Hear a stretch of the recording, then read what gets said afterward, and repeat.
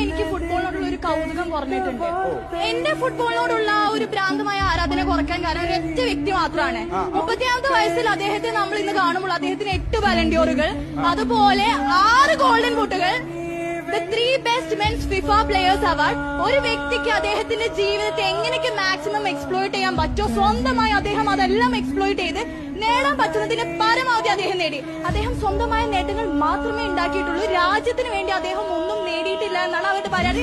പക്ഷേ അവിടെയും അദ്ദേഹം തിരുത്തി കുറിച്ചു. 2021 കോപ്പ അമേരിക്ക 18-ാം തീയതി ഡിസംബർ 2022 ഒരു കളിക്കാരന് അദ്ദേഹത്തിന്റെ രാജ്യത്തിന് നൽകാൻ പറ്റുന്ന ഏറ്റവും വലിയ ഉന്നത സമ്മാനമായ ദ ഫിഫ വേൾഡ് കപ്പ്. അന്ന് ഈ ജനങ്ങളെല്ലാം വീണ്ടും തിരുത്തി എഴുതി the day football won, the day football completed. Football വിജയിച്ച ദിവസം എന്ന് അദ്ദേഹം